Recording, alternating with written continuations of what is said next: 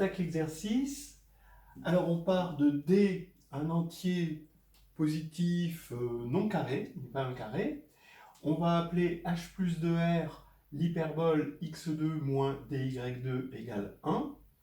Et plus parce que les x sont positifs. Donc c'est cette branche d'hyperbole et on oublie celle-là. Voilà, donc ça ressemble à ça. Et on fixe un point E, c'est une conique avec point. Hein, d'accord. Le point E, bah, c'est le point 1, 0.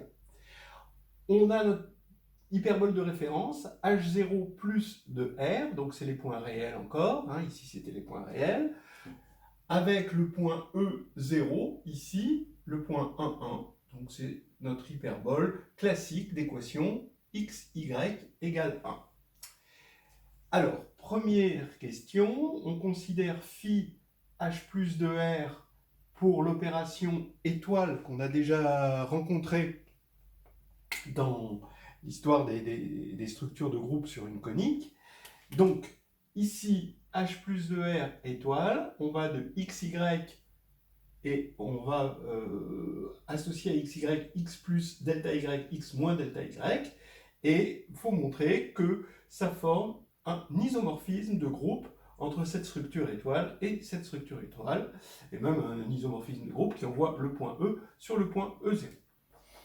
Maintenant, on va mettre un ordre total ici, d'accord? Vous voyez l'ordre total sur cette branche-là, qui va de, en gros, y égale moins l'infini vers plus l'infini ici, et un ordre total ici de là vers là, d'accord? Où x va de 0 plus à plus l'infini. Eh bien, il faut montrer que pour cet ordre-là, phi est croissante, voilà, ou un isomorphisme croissant. Et maintenant, des petites choses supplémentaires. On part de y1 positif. y1, ici, positif. Donc, on va avoir un point ici, x1, y1 sur l'hyperbole. Et il faut montrer que x1, y1, qui est sur l'hyperbole h+, bon, ça n'a pas été écrit, mais je vous le dis oralement, on regarde cette suite, où on met à la puissance n pour la loi étoile. Il faut montrer que ça tend vers plus l'infini, d'accord?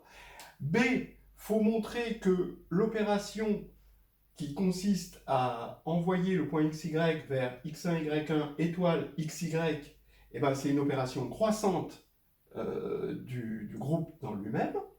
Et ensuite que xy est toujours plus petit que x1, y1, étoile, xy. Que des choses qu'on peut voir visuellement très facilement. Voilà, maintenant avec ça, on va montrer que on va regarder les points entiers. C'est ça qui nous intéresse parce qu'on fait une équation diophantienne. On regarde les points entiers, il faut montrer qu'on a un isomorphisme des points à coefficient dans z de h+, vers les points à coefficient dans l'anneau z de delta de h0+. Voilà, et on va garder un isomorphisme. Voilà, donc ça, il faut montrer ça. Et enfin, on va en déduire ce qu'on voulait en déduire, c'est-à-dire que si on prend M1, le point de coordonnées x1, y1, avec y1 positif minimal sur h plus de z, donc les points entiers, avec y1 positif minimal, alors h plus de z, c'est le groupe engendré par M1. Et c'est isomorphe à z. Voilà, là maintenant, c'est à vous de faire.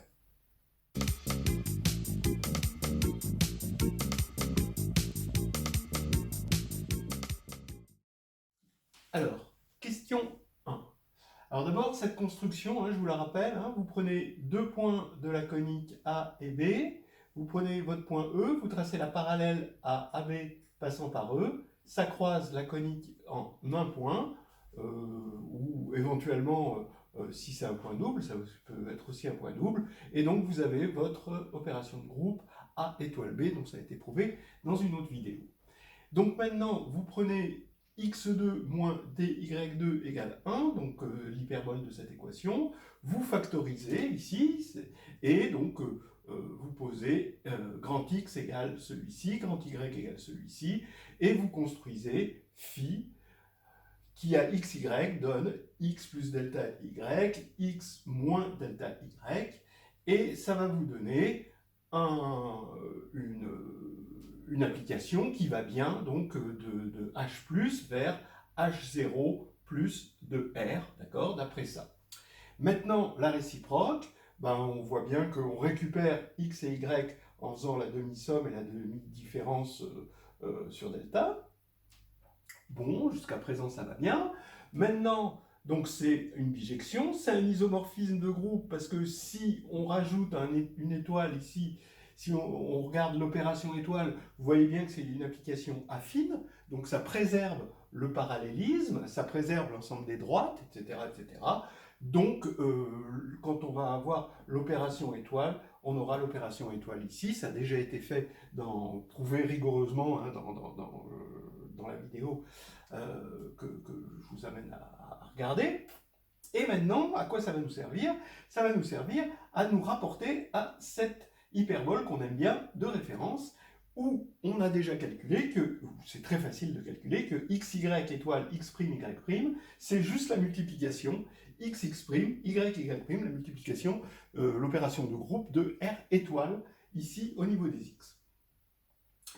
Là, c'est R étoile plus, parce qu'on a pris le plus. Alors maintenant, on a H plus de R, qui va de phi dans H0 plus de R. Et là maintenant, pour l'ordonner, on remarque que c'est ordonné naturellement par la paramétrisation réelle, d'accord, de H+. Ici, on peut paramétriser H+, par le cosinus hyperbolique, sinus hyperbolique de t sur delta. Hein. C'est assez évident que c'est paramétré par ça.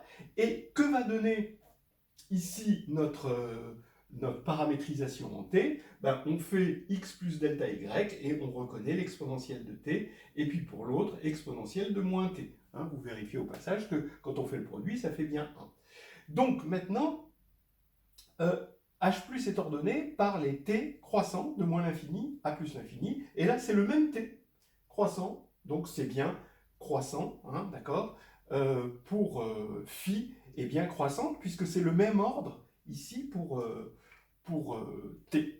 Voilà. Donc on a montré que phi était croissante. Hein, l'application qui a t donne t, c'est l'identité, c'est croissant. Hein. Alors maintenant on peut répondre aux questions, parce que tous les problèmes de tendre vers l'infini, etc. Alors ici, on va tout ramener à l'hyperbole de référence. Hein. Donc, la première question de regarder x1, y1 puissance n, ça revient à regarder x1, y1 en grand x1, en grand y1 puissance n. Ici, si j'ai pris soin de prendre petit y1 strictement positif, alors ça va faire x1 plus grand que 1, puisque petit x, lui, il est plus grand que 1. D'accord? Donc, quand on rajoute quelque chose de positif, et là, ça va être plus grand que 1. Et donc, xn, yn, ben ça va tendre vers l'infini 0, ce qui correspond l'infini 0 ici à l'infini, l'infini. Donc, on a bien le petit a.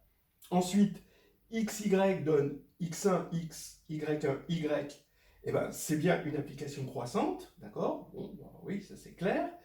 Bon, et donc, ça va être croissant à ce niveau-là, hein,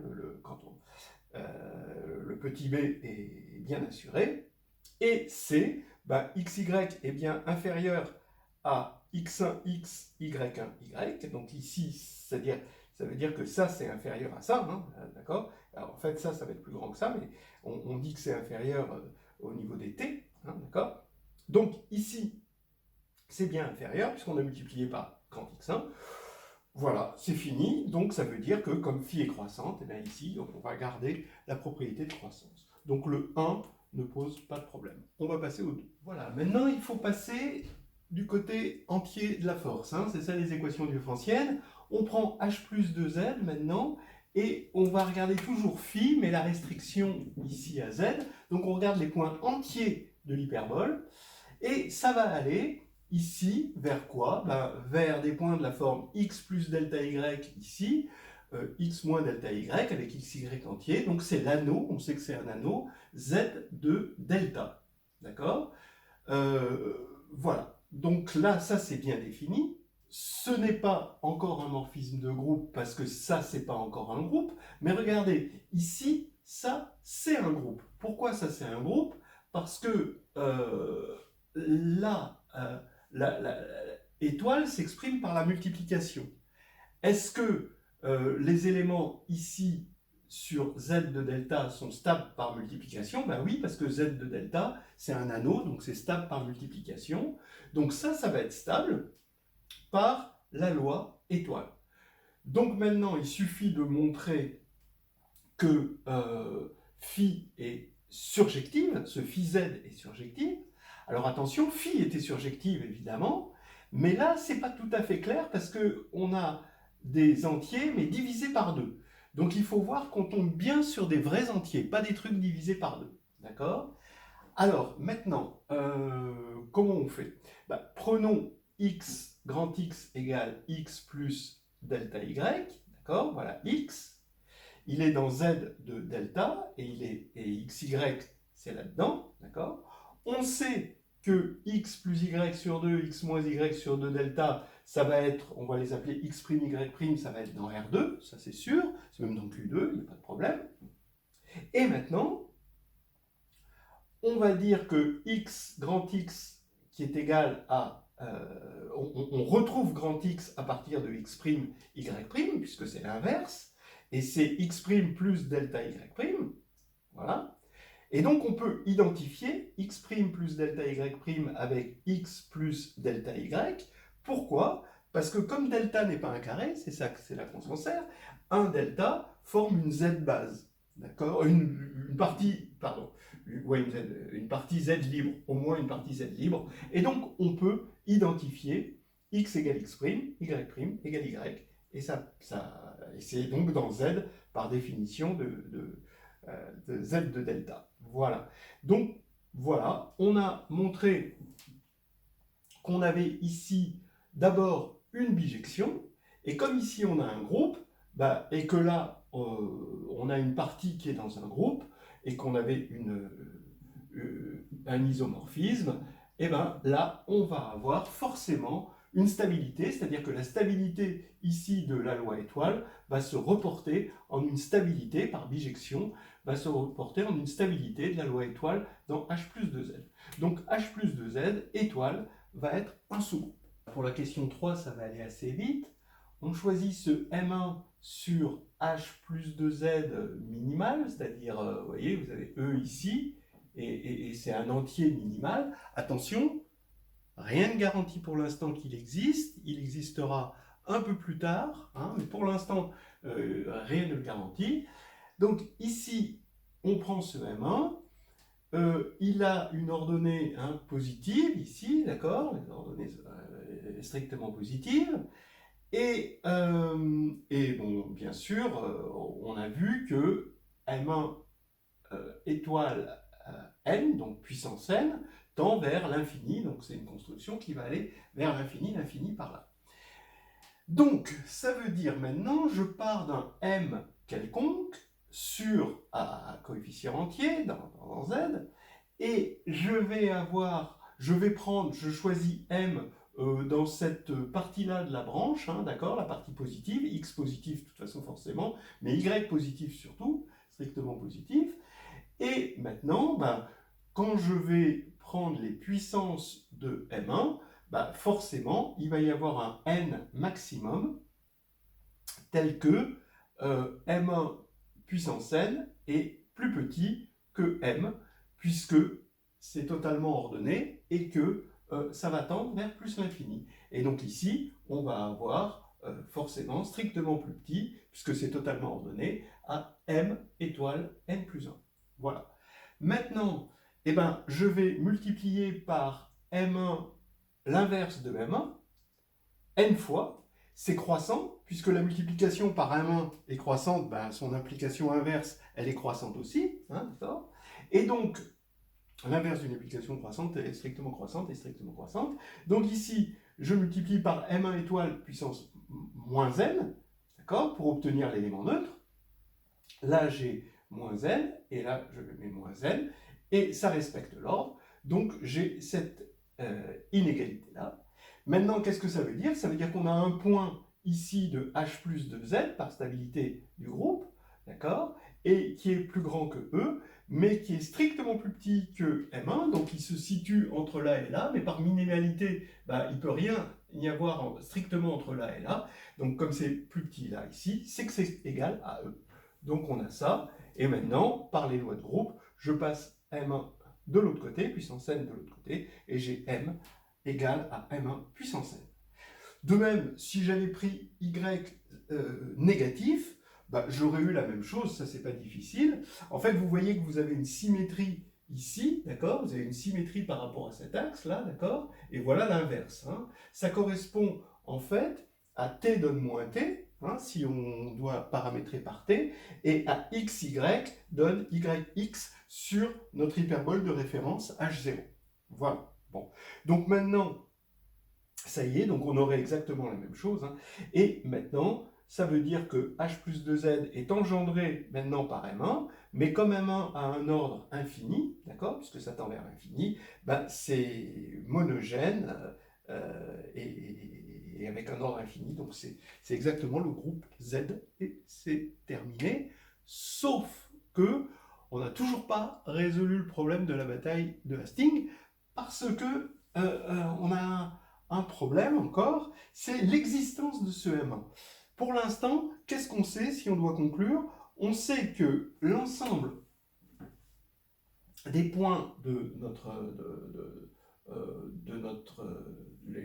la solution de l'équation diophantienne, ici, soit alors c'est les deux points plus ou moins 1, 0, soit alors il va y avoir ce M1, et là, ça, on va avoir Z, on va avoir le groupe Z, mais deux fois, c'est-à-dire produit direct, Z croix, Z sur 2Z.